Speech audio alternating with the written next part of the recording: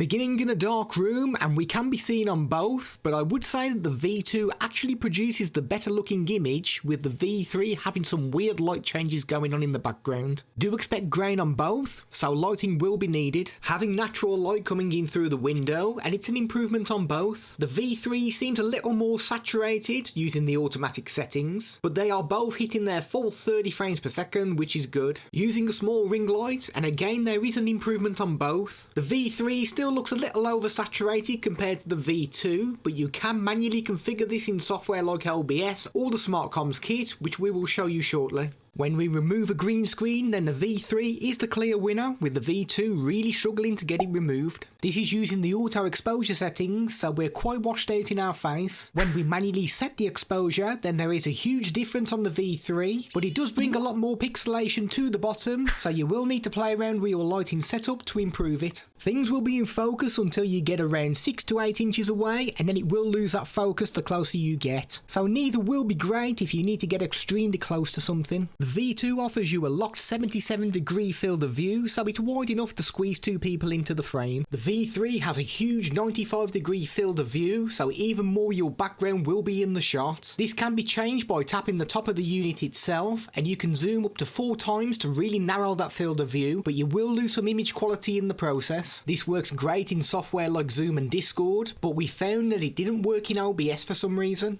We really recommend manually configuring the exposure to get yourself the best results. This will remove the white glow from your face that the auto settings does struggle with when you use bright lights in front of yourself. It comes with dual omnidirectional microphones, and to get the best performance then you will need to install the SmartComms kit. This software allows you to remove background noise and turn off the microphone when you're not speaking. This is a microphone test using the Creative Live Cam Sync V3. This is without anything enabled in the SmartComms kit.